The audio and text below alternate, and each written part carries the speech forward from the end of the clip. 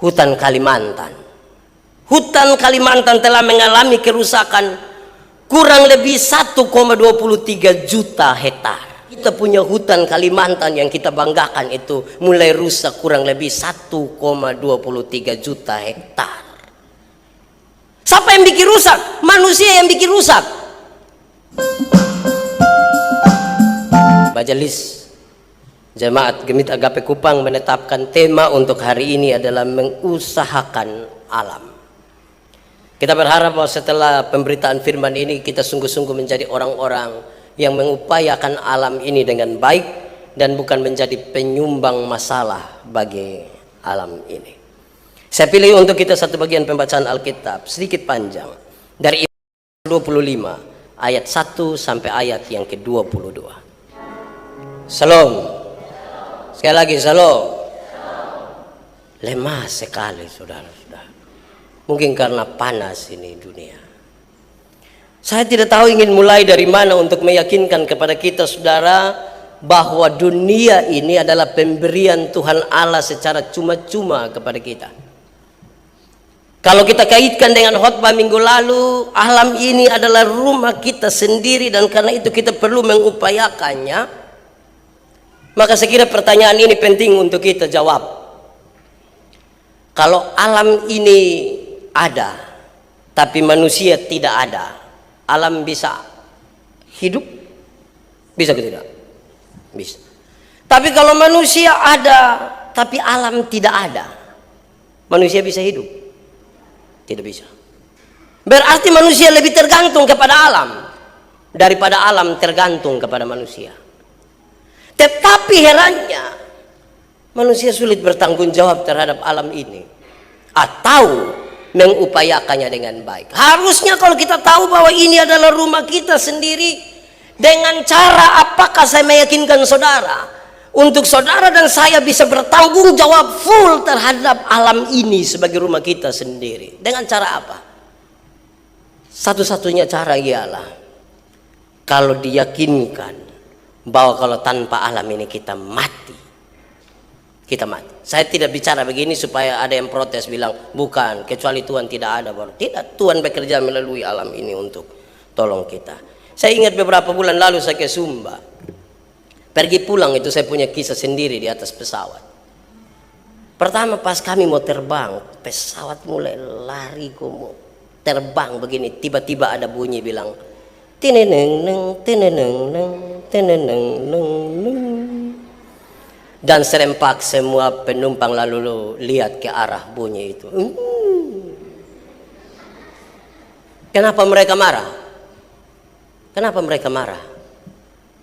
Kalau saudara penumpang, kenapa saudara marah? Itu kan berurusan dengan mati hidup, orang marah. Besoknya saya pulang, waktu itu angin sedikit kencang.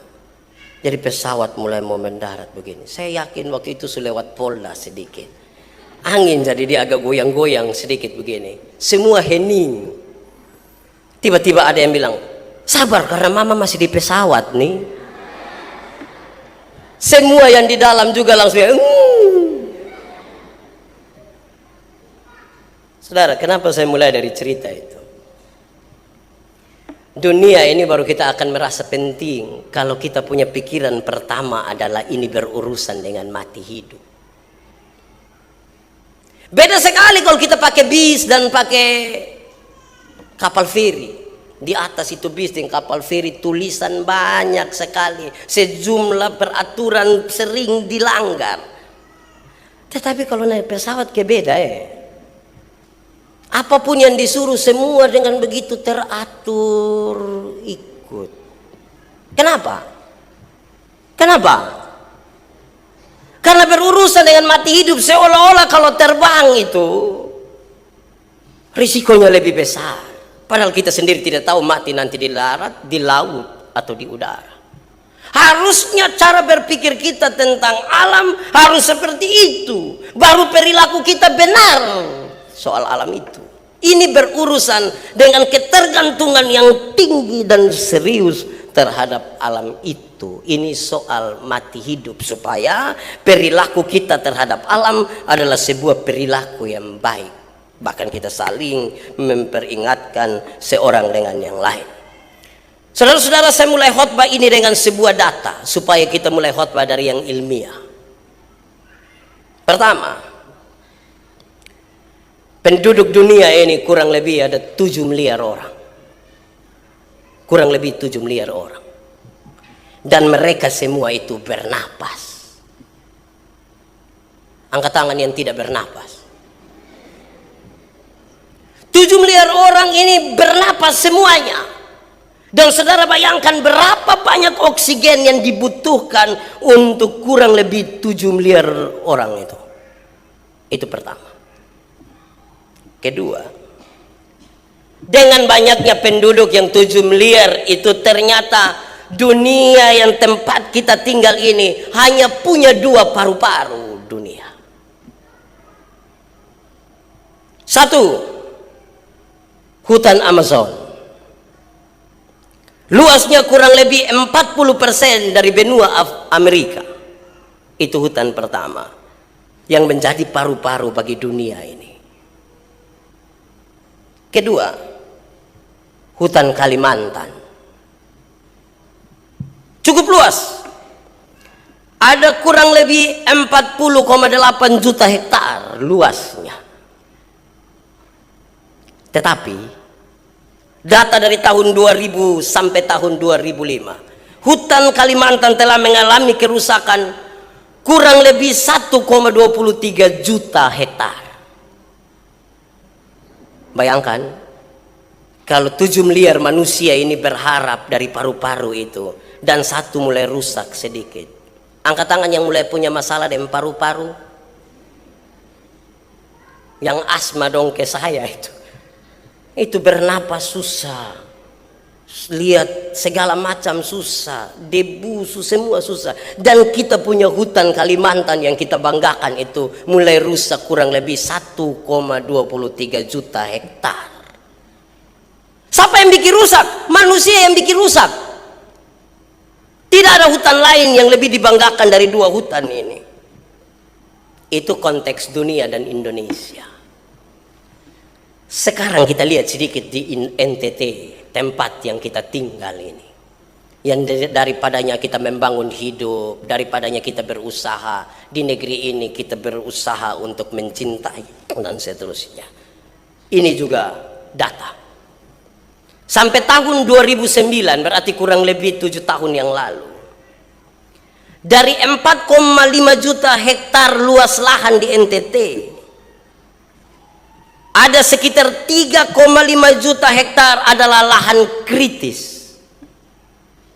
Jadi dari 4,5 juta hektar itu ada 3,5 juta adalah lahan kritis. Apa pesannya? Ini menunjukkan bahwa buruknya kualitas lingkungan alam di NTT. Ini berdampak pada rendahnya produktivitas pertanian dan rendahnya presentase masyarakat yang menggunakan air bersih. Data kita menyebutkan dari seluruh masyarakat NTT hanya 40% yang menggunakan air bersih dan layak untuk diminum. Sisa 60%-nya air kotor. Lantas kita bilang, kita mau bawa damai sejahtera bagi dunia ini. Itu data. Tambah satu, data tahun 2006, laju kerusakan hutan di NTT itu 15.000 hektar per tahun. Setiap tahun ada kerusakan. Kita punya hutan ada 15.000 hektar, sedangkan kemampuan pemerintah untuk merehabilitasinya hanya 3.000 hektar per tahun. Berarti yang tidak tersentuh itu ada kurang lebih 12.000 hektar. Itu di tempat kita hidup ini.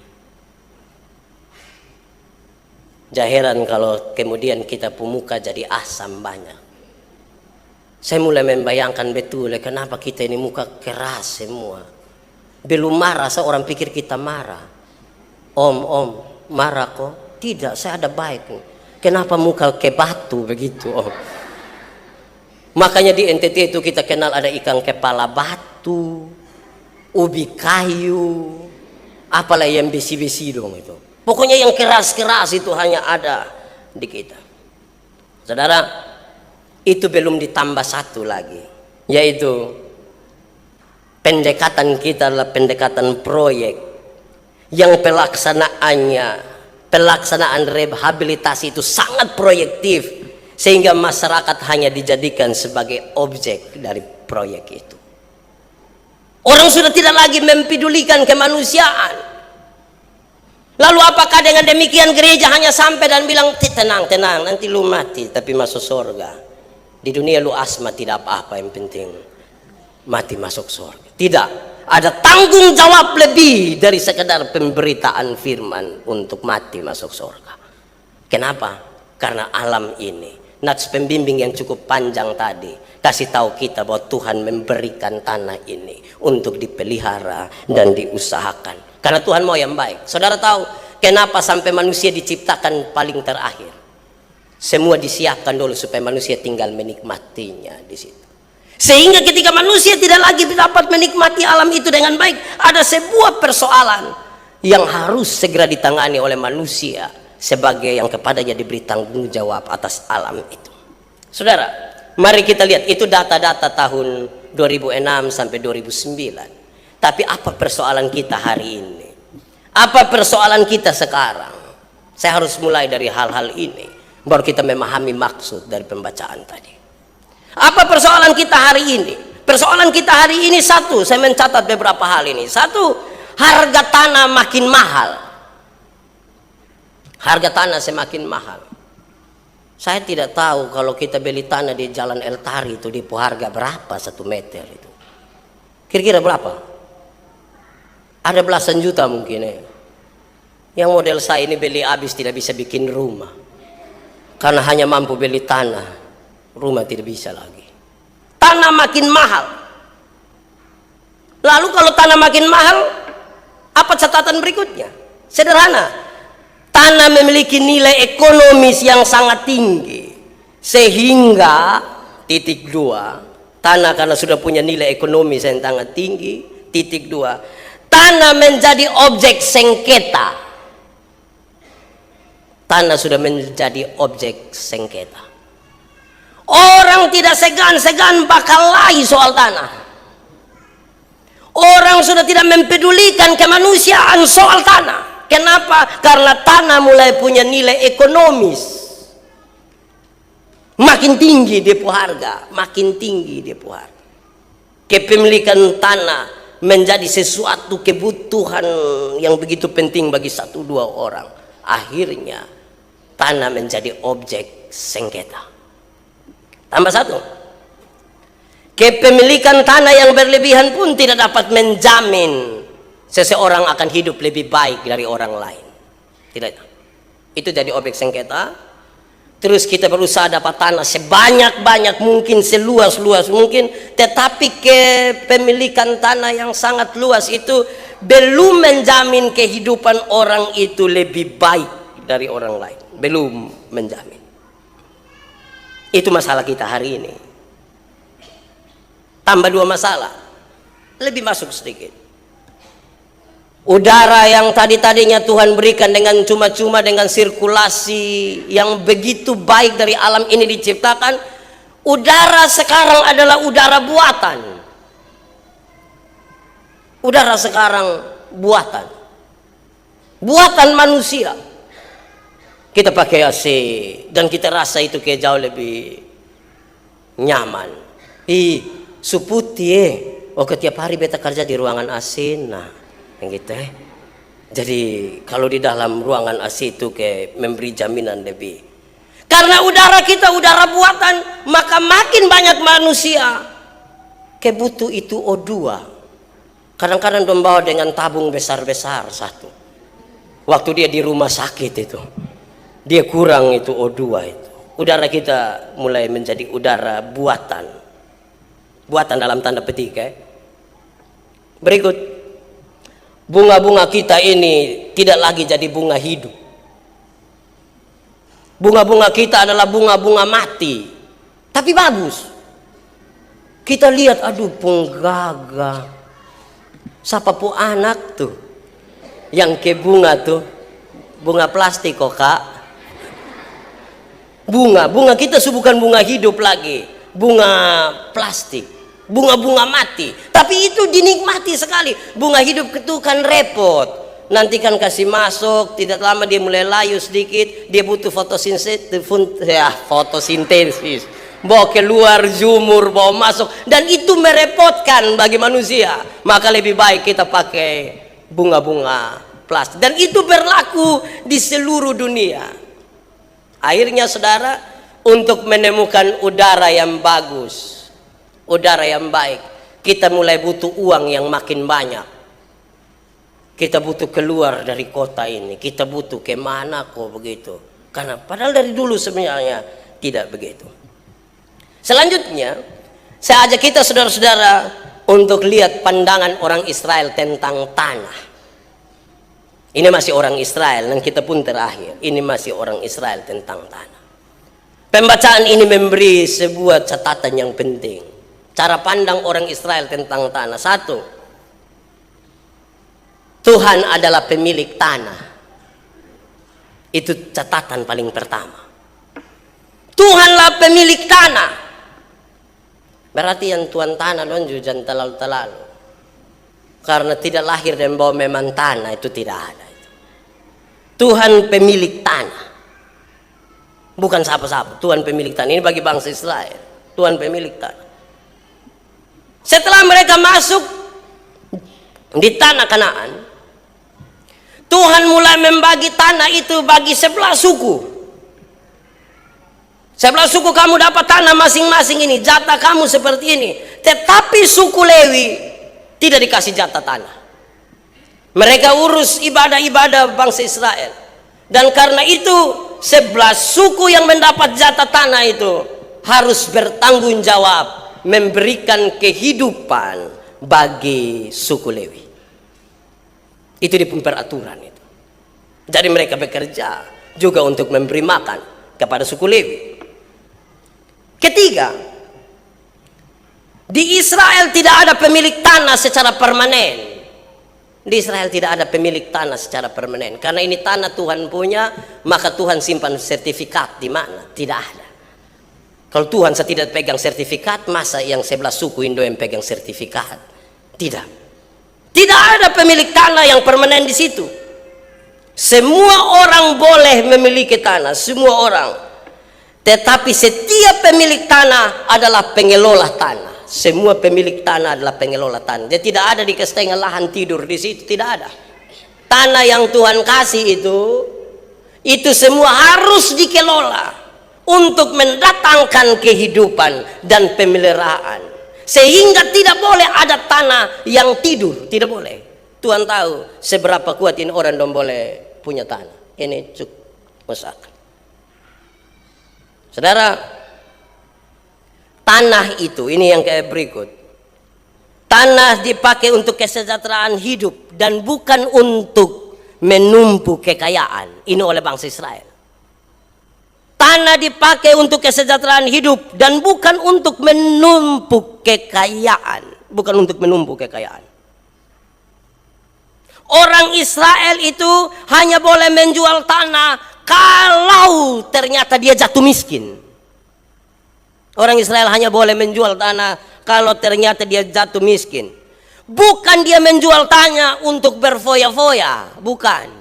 Jadi tanah itu hanya boleh dijual kalau ternyata dia nanti jatuh miskin.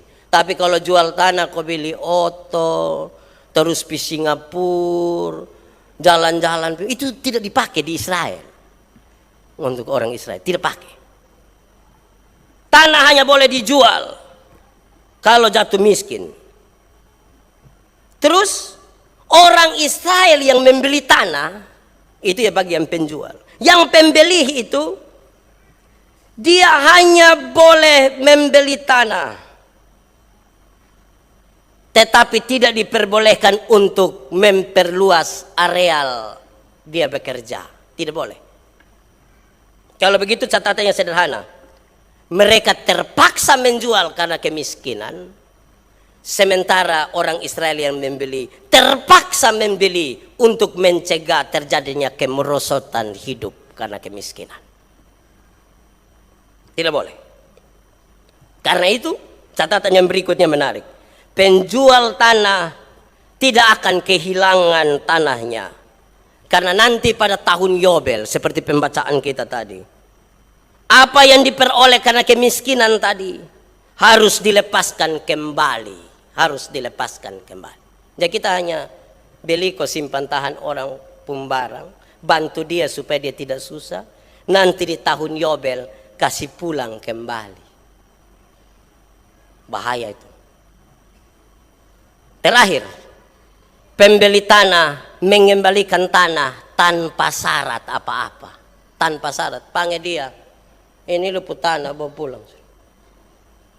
Penerima tanah juga, dia terima tanpa syarat. Penjual dan pembeli itu sekarang saling memberi dan menerima tanpa syarat. Tanpa syarat.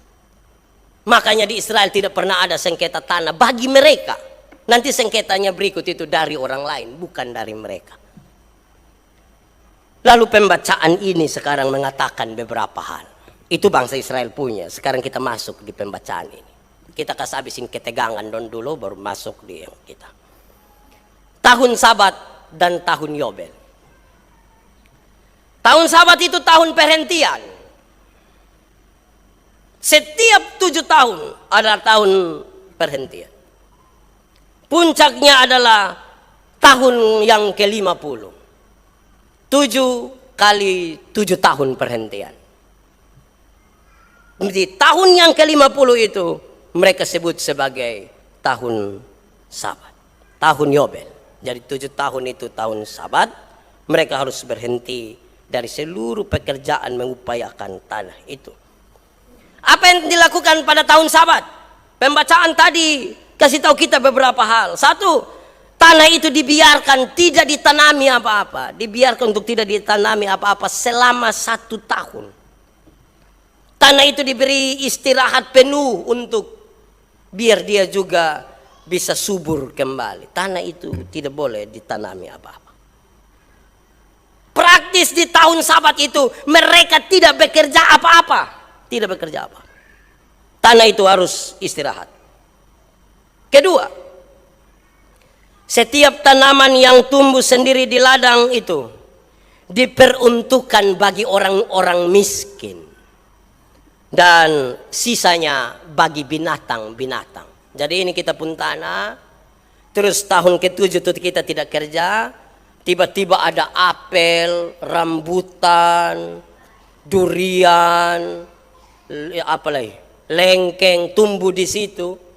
Pemilik tidak diambil, itu orang miskin punya. Sisanya dikasih kepada binatang di tahun ke-7 itu. Tidak boleh. Tetapi orang Israel kan khawatir juga. Lalu mereka bertanya, nanti kami makan apa? Nanti kami makan apa kalau ternyata kami tidak tanam apa-apa di tahun ke-7? Tuhan memberi jaminan.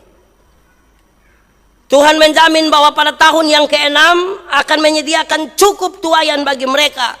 Dan tuayan itu bisa mereka pakai sampai 3 tahun berikutnya. Tahun ke-6, tahun ke-7, tahun ke-8 pada saat mereka mulai menanam. Dan itu mereka bisa pakai. Tahun ke-9 baru ambil dari hasil itu. Tuhan sudah siapkan memang. Di tahun Yobel, apa yang terjadi? Pada tahun Yobel, seluruh hak dikembalikan. Budak-budak yang sudah tidak bisa bayar utang, mereka kasih diri mereka untuk bekerja. Di tahun Yobel itu bebas. Mereka jadi orang merdeka. Tanah-tanah yang dibeli 50 tahun yang lalu, sekarang harus dikembalikan. Dikembalikan dengan cuma-cuma, tanpa syarat di tahun Yobel. Lalu kemudian, karena semua yang dilakukan itu, maka mereka mengenal tahun ini sebagai tahun pengucapan syukur. Tahun pengucapan syukur. Ini kurang lebih kronologi dari pembacaan kita hari ini tentang mengusahakan alam. Poinnya gampang-gampang saja. Tanah harus dikasih istirahat sedikit. Supaya bukan saja tanah yang istirahat, tapi dia pun manusia juga istirahat sedikit. Kalau kamu khawatir soal pemberian Tuhan, Tuhan bilang tidak usah khawatir. Ada 3 tahun nanti kamu udah makan dengan cuma-cuma tanpa kerja. Supaya kerja-kerjanya ingat istirahat sedikit. Istirahat sedikit. Pemberian Tuhan itu berlaku. Sekarang saudara, mari kita lihat poin-poin kita hari ini. Usahakanlah tanah ini. Pikiran pertama untuk kita hari ini ialah, saudara, sama seperti bangsa Israel, tanah ini, dunia ini milik Tuhan. Alam ini milik Tuhan. Dan alam milik Tuhan ini diberikan dengan cuma-cuma kepada manusia. Dan perintah utamanya adalah memelihara dan mengusahakan alam itu. Pikiran ini harus jalan. Bagi saya dan saudara, kita dipaksa dalam tanda petik untuk memahami bahwa kita menumpang di tanah ini. Kita diberikan dengan cuma-cuma oleh Tuhan, sehingga tanggung jawab yang paling utama kita adalah memelihara dan mengusahakan alam ini. Pertanyaan reflektifnya adalah, apa yang saya dan saudara buat bagi alam ini? Siapa yang di dia rumah secara berkala dia tanam pohon sebagai tanda memelihara dan mengusahakan alam ini? Siapa yang telah memberikan sebagian tanahnya untuk tanam? Siapa? Atau justru kita berpikir terbalik, bahwa rupa-rupanya kalau kita simpan tanah itu lebih untung daripada simpan uang di bank. Bank itu kadang-kadang potong-potong kembali. Tapi kalau tanah tambah hari, dia tambah naik. Lahan itu menjadi lahan tidur, tidak diupayakan. Lalu apa manfaatnya bagi saya dan saudara kalau kita ternyata tidak mengupayakan tanah itu? Bagi kemanusiaan dan bagi kemuliaan nama Tuhan, ini rumah kita sendiri. Sekali lagi, ini rumah kita sendiri. Masa rumah sendiri tidak diusahakan? Hei, itu kamar kamu jam pakai, mau apa? Mau jual. Bayangkan, ini rumah kita. Mau jual 1 kamar. Kita berpikir sesuatu yang begitu konsumtif, yang melupakan tanggung jawab kita untuk memelihara dan mengusahakan taman ini. Kedua, karena sudah diberikan dengan cuma-cuma, tugas kita mengupayakan, maka tidak boleh dirusakkan dengan cara apapun. Alam ini tidak boleh dikasih rusak dengan cara apapun. Tidak boleh. Penebangan sembarang tidak boleh. Apapun tidak boleh dirusakkan. Ketiga, semua penghuni yang ada di dalam alam ini, semua itu adalah saudara. Tidak ada musuh. Semua saudara. Di dalam ini alam yang Tuhan kasih, semua saudara. Tidak ada musuh di situ. Keempat, kekayaan alam adalah milik bersama. Kekayaan alam yang Tuhan kasih ini milik bersama. Tetapi walaupun dia milik bersama, kita tidak diberi faham komunis. Faham komunis itu dia semua plat kuning. Jadi kita pun pepaya juga, siapa datang dia boleh ambil sesuka hati, kan milik bersama. Tidak dikasih paham itu. Berikut, kekayaan alam diatur untuk kesejahteraan bersama. Kekayaan alam diatur untuk kesejahteraan bersama. Di bagian yang terakhir, tidak boleh ada eksploitasi secara berlebihan. Tidak boleh ada eksploitasi secara berlebihan. Itu cara kita mengupayakan alam. Lalu saudara-saudara, sekarang marilah kita merenungkan sejenak. Kalau memang konteksnya seperti itu, saya yakin bahwa kita semua tidak mau jadi orang Israel. Kan itu katakanlah cocok bagi orang Israel saja kalau ada yang dapat tanah kembali.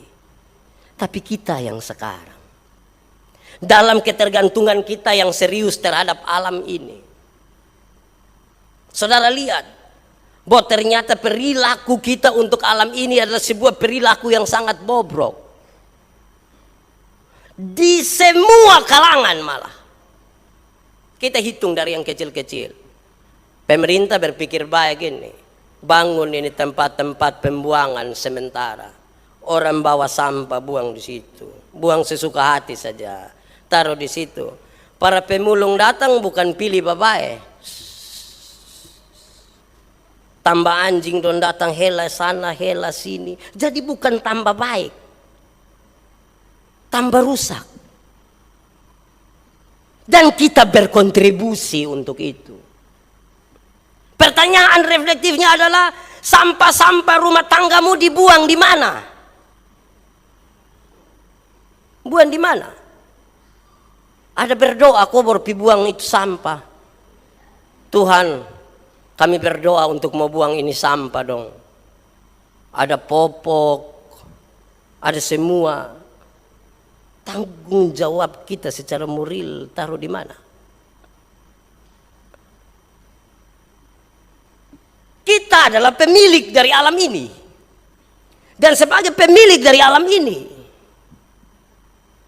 pemilik dari alam yang Tuhan kasih, jadi pemilik utama itu Tuhan, terus Tuhan ini kamu upayakan ini. Apa yang kita buat? Data yang mengerikan tadi. Sekarang kita temukan bahwa ternyata hal-hal itulah yang membuat kita sekarang ada sakit yang tidak benar, yang tidak biasa.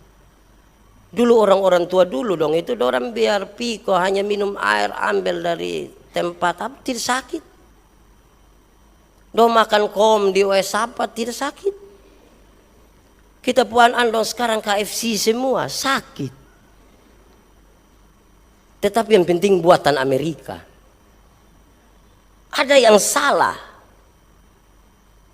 Tidak ada yang seharusnya begitu. Semua kita rekayasa. Apalagi di Indonesia. Di Indonesia ini kita pun rekayasa ngeri. Saya baru baca ada handphone kan BlackBerry. Tidak lama ada muncul satu yang Fanberry juga di belakang. Tapi dia apa kok begitu? Jadi kita buat sesuatu yang tidak sama. Daur ulang kita membawa penyakit. Banyak yang kita daur ulang itu justru membawa penyakit, bukan membawa sebuah kesejahteraan. Itu poin pertama. Poin kedua, Tuhan bertanya kepadamu, kepada saya, kepada kita semua, apa yang sudah kita lakukan sebagai bentuk pertanggungjawaban? Apa? Jakarta banjir. Kenapa? Penyerapan air kurang. Kota tanah dong kan sepotong-sepotong sah.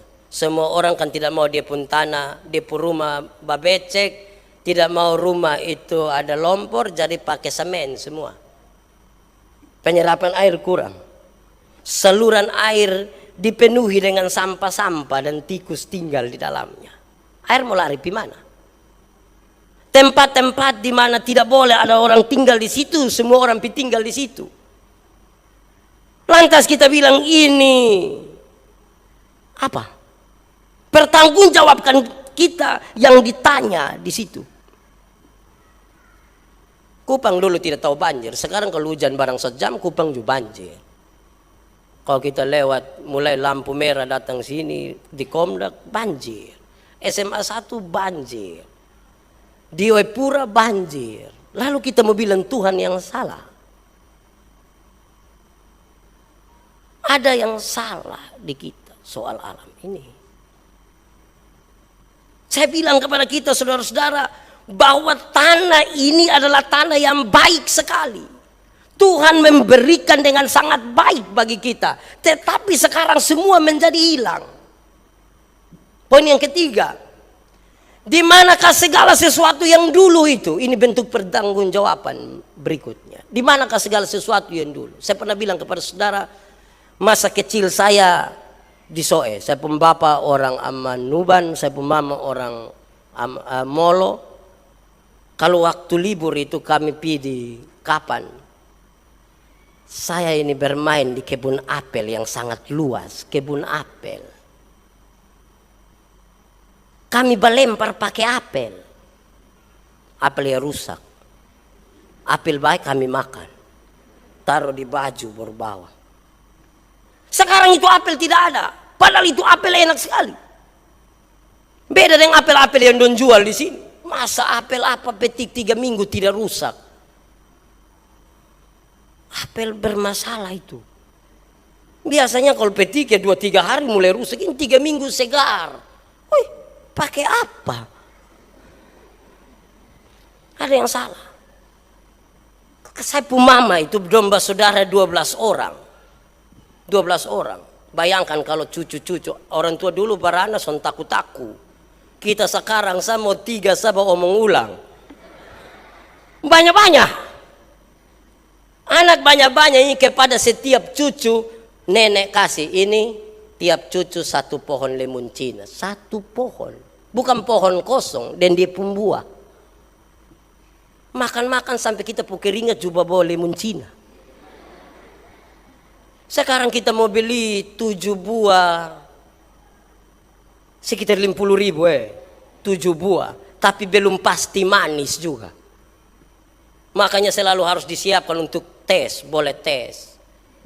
Pas kita angkat tes langsung bilang. Pas begini juga penjual langsung bilang kalau begitu 25.000.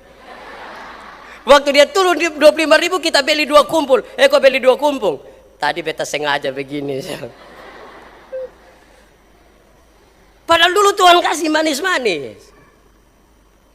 Eksploitasinya mengerikan. Kau Nelson tahu kalau besar di Kapan. Sekarang itu pohon lemun dong itu bukan orang Kapan pun. Kalau dia baru berbunga orang sudah datang beli semua. Eksploitasinya keterlaluan. Orang sudah beli semua, tidak ada pemilik di situ. Semua sudah orang beli, dia pun hasil semua. Untuk pergi ke itu kebun apel dan kebun lemun Cina itu, kami lewat hutan cendana yang sangat luas. Hutan cendana bagus sekali, pohon cendana besar-besar, bagus betul. Sekarang itu cendana belum tidak ada. Paling-paling tinggal parfum bau cendana. Itu pun kita lewat dulu, harus sedikit jalan cepat. Supaya dia angin begini baru. Ini om ke bau cendana. Mungkin dia petani cendana mungkin. Bau cendana. Kita punya kemiri, kita punya asam yang sangat banyak. Tidak ditanam itu. Tidak ditanam. Tumbuh sendiri. Yang herannya waktu mau panen. Domba kalahi karena bilang itu dom pun nenek yang pertama kali lihat itu pohon asam. Bayangkan itu. Manusia serakah betul kita ini. Tagal baru dapat lihat pertama bilang itu beta punya. Saya pun anak belum biasa begitu. Kenapa bakalahi? Kok itu kakak su ambil nah? Kan main sama-sama. Bukan. Kok kakak yang lihat pertama? Jadi kalau bertolak dari lihat pertama bahaya. Setiap kali pergi satu kampung lihat satu nona bilang itu saya punya itu. Saya lihat pertama nah. Wih, itu bahaya itu. Jangan bertolak dari lihat-lihat pertama Kita punya batu marmer yang dia pun kelas dunia. Itu batu marmer itu datang para pengusaha bilang begini, tenang. Di daerah di sekitar Fatuknutu ini akan dibangun sekolah yang sangat bagus. Itu sekolah pun bagus, itu belum sekolah sasu pintar. Apalagi kalau sekolah itu keluar lebih pintar lagi. Jalan-jalan akan dibuka 12 meter. Semua orang tunggu kapan 12 meter. Pikir lebarnya 12 meter, tidak. Dia pun panjang 12 meter. Bayangkan tuh, untuk kepentingan eksploitasi. Merusak itu hutan. Tempat di mana itu saya pergi di itu gunung, tempat itu Marmer itu. Dulu itu kera-kera yang ada di situ bermain dengan baik. Kami biasa piko buru-buru kera. Buru untuk apa juga kami tidak tahu, yang penting baku buru di sana. Itu kera dong 2-3 tahun lalu saya pergi dong tidak ada lagi. Saya boleh masuk keluar hutan, saya panggil kera. Kera dong tidak ada lagi. Hilang. Cara kita kepada alam ini bermasalah. Masih zaman ibu pendeta dong masih kuliah waktu itu. Sebagai senior, saya bawa ibu pendeta dong kira-kira 112 orang ke daerah sekitar Naukae, Tetap. Di sela-sela acara-acara mahasiswa ini kami punya satu acara yaitu lihat kera. Manusia suka lihat kera, kera tidak suka lihat kita. Aneh itu. Lihat kera. Kami mau jalan, tua adatnya Napoleon Faot bilang begini, tidak usah pergi, tidak usah pergi. Dia cukup ambil dia punya selimut, dia pakai, dia makan sirip pinang, kunyah 2-3 kali, dia buang, terus dia bicara 1-2 hal, kera datang sendiri lihat kita. Saya bilang, Bapak pakai obat toh? Dia bilang tidak, ini yang dia pun nama identifikasi diri. Kami berkuasa atas itu kera semua. Kami berkuasa. Kami suruh apa kera ikut. Termasuk suruh pilih kutu. Ibu-ibu duduk kera mulai. Bayangkan tuh. Ibu dong belum rasa. Ada yang pernah rasa kera pilih kutu? Terlalu bagus. Tapi cari yang jinak bahaya itu. Mereka berkuasa. Kami tembak rusa di daerah sekitar mau dekat Mutis. Para tua adat bilang 3 3 dalam penuh kekuasaan. Betul-betul. Ini penembak yang katanya penembak jitu dong. Usaha aja 3. Tidak lebih. Sekarang pertanggungjawaban kita apa? Barang yang makhluk hidup saja kita sudah tidak bisa mengatur, maka kita semua akan lari mengatur barang mati. Awas, ketika mengatur yang mati, kita akan atur sesuka hati kita. Tidak boleh jual yang suka ada luar, so. Tidak boleh. Mie formalin, tidak boleh. Karena kita tidak bertanggung jawab nanti. Kita tidak mampu mempertanggungjawabkan itu. Batu-batu marmer itu kemudian dirusak. Kita punya batu mangan lagi. Setelah batu marmer Tuhan kasih batu mangan ada. Kita pun batu mangan itu kelasnya dunia. Tapi menyakitkan sekali. Saya melayani kira-kira 3 tahun di Keneno. Saya juga baca. Harga ekspor batu mangan dari Jakarta ke Cina itu 180.000 per kilogram. Tetapi orang-orang beli di Keneno itu 300 rupiah per kilogram. 300. Yang pidon juga pakai rantai salib itu. Eksploitasinya terlalu besar. Orang-orang setengah mati untuk bawa 1 kilogram, saudara. Mereka harus dari dalam kali itu. Saya ada ibu pendeta kubur beberapa orang yang urat di kaki bagian belakang dekat tumit itu putus hanya gara-gara mereka pukul kasih pecah batu mangan. Meninggal dunia. Mereka bawa sampai pinggir jalan. Terus kemudian ditimbang di situ 300. Kalau 10 kilo yang mereka bawa 3.000 rupiah. Belum beras setengah kilo pun. Belum beras setengah kilo. Padahal tenaga waktu yang dipakai untuk itu terlalu besar. Saudara lihat, masihkah itu kita sebut bahwa kekayaan alam ini milik bersama? Masihkah kita saling menguntungkan satu dengan yang lain? Tidak. Pertanggungjawaban kita serius di situ. Tidak.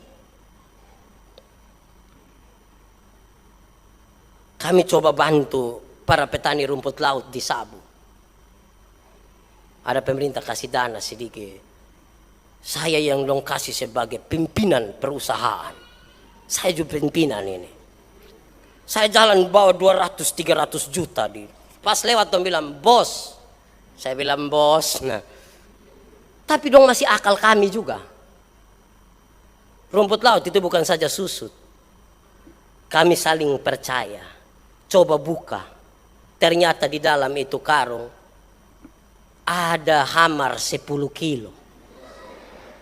Bayangkan, susut kami pikiran kalau tambah hamar, rumput laut apa yang keras seperti hamar ini. Kita baku akal satu dari lain. Tidak tahu siapa Abu Nawas siapa ini. Bayangkan itu. Tidak gampang sekarang kita mempertanggungjawabkan itu bagi kemanusiaan dan bagi Tuhan. Kita punya terakhir itu batu akik. Hanya di NTT yang batu akik dipakai oleh ayam. Di lain tempat tidak ada. Sebegitulah foto lah. Baru kasih keluar di Facebook. Tulis ayam di rumah. Masih ada kok itu ayam? Tidak. Suku ayam sekarang. Semua orang mengeksploitasi. Saya punya teman satu, Pak Guten, anak laki-laki satu orang, setiap hari di Penfu itu dia jalan, dia hanya bawa senter satu. Dah lihat satu dia senter, dah lihat batu satu dia senter, semua dia senter habis. Ini anak senter dia pun nama itu. Saya ketemu beberapa saudara, beberapa teman dari Surabaya, mereka bilang saya, Pak, katanya di NTT itu banyak batu. Saya bilang banyak, terlalu banyak, sampai tidak bisa lihat tampung di bawah, tuh banyak yang kami taruh di sini. Jadinya kami kepala batu banyak gitu. Semua tempat digali dan dieksploitasi. Pertanggungjawaban kita di mana? Terakhir. Kenapa itu semua terjadi? Kenapa itu semua terjadi? Karena dua hal. Satu, karena ketakutan. Dalam ketakutan itulah kita mau menghimpun sebanyak-banyaknya. Supaya kali nanti besok-besok sakit. Itu barang yang kita himpun itu tolong kita. Apakah begitu? Tidak. Tidak pernah ada kekayaan menolong tuanya. Tidak ada. Siapa menolong? Saudara menolong. Teman menolong. Istri menolong. Anak-anak menolong, orang tua menolong. Jadi kalau hati melekat kepada harta, lupa kepada saudara, kepada kenalan, kepada tetangga, kepada semua, waktu kita sakit nanti dia bilang, suruh itu Oto tolong lu.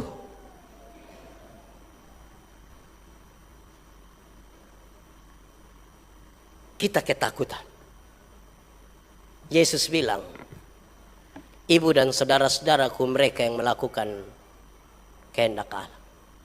Jangan takut. Jangan takut. Kedua, uang, harta menjadi orientasi. Uang, harta menjadi orientasi.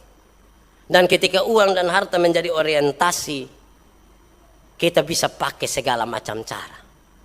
Kita bisa pakai segala macam cara. Saya kemarin ada di Ruteng. Ketika berkhotbah saya bilang begini, saudara boleh tidak percaya dengan yang saya omong ini. Tapi supaya saudara uji.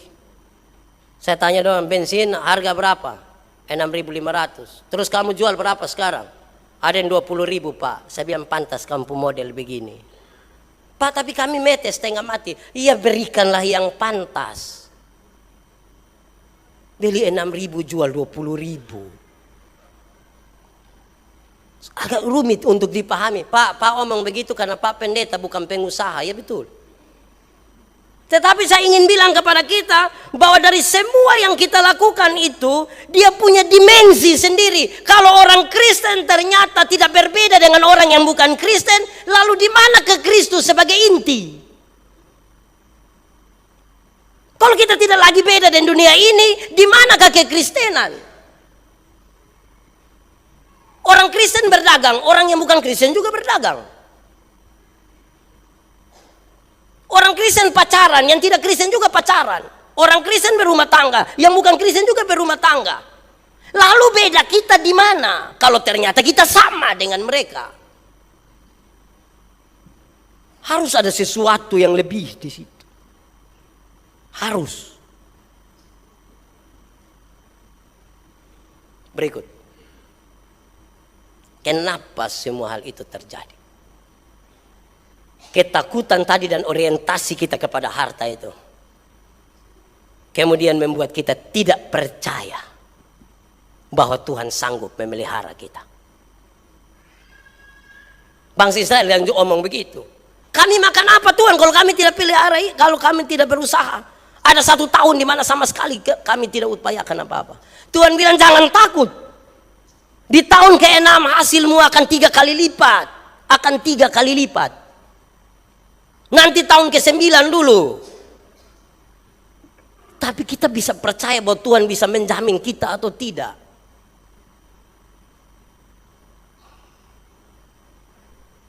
Sulit itu. Bapak Ibu Saudara-saudara, catatan firman Tuhan ini sebenarnya hanya mau kasih tahu kita, mental kita menjadi bergeser, berubah, hanya karena kita menaruh orientasi yang salah. Alam ini rumah kita, dan sebagai rumah itu kita usahakan dia dengan baik. Bapak mama yang punya rumah 2 atau 3 begitu, saudara-saudara yang punya rumah atau sering kasih tinggal itu rumah, saudara pasti akan selalu bilang begini, beda kalau rumah itu orang tinggal dan orang tidak tinggal, beda. Kalau orang biasa tinggal itu rumah itu, kita pergi ke itu rumah ada kehidupan, agak bersih sedikit ada. Tapi rumah kalau kita kasih tinggal kosong dan tidak ada orang di situ, sepertinya itu rumah cepat rusak. Nah kalau kita sebut alam ini rumah kita, sebagaimana khotbah minggu lalu, maka harusnya Tuhan datang, dia tahu bahwa di sini ada orang, sehingga rumah ini tidak cepat rusak. Seorang sahabat menulis kepada saya kalimat dan tulisan yang baik ini. Dia pun tulisan bilang begini, manusia Kristen adalah kelompok orang yang memperhambat pembusukan dunia. Manusia Kristen adalah kelompok orang yang memperhambat pembusukan dunia. Seolah-olah dia ingin kasih tahu bahwa dunia jalan menuju pembusukan. Orang Kristen harus jadi garam yang menghambat pembusukan dunia. Bukan saja soal nilai, tapi soal perilaku kita bagi alam ini. Tetapi kalau kita berkontribusi merusak, kita ternyata tidak pantas menjadi orang Kristen.